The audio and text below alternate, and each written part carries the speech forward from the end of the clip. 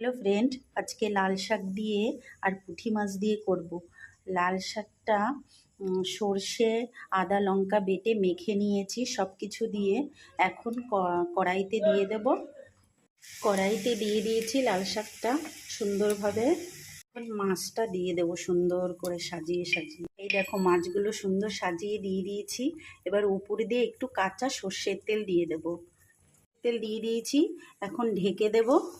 ঢেকে দিয়েছি, দেখো ঢাকনাটা তুলে নিয়েছি, দেখো হয়ে গেছে।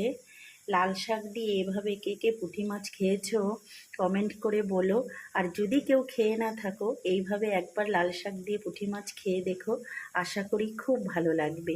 কিন্তু গ্যাসটা খুব কম করে দিয়ে 10 মিনিট রেখে দেবে, না হলে নিচ দিয়ে পুড়ে যাবে। তাহলে এখন রাখছি, টাটা। শুভ দুপুর।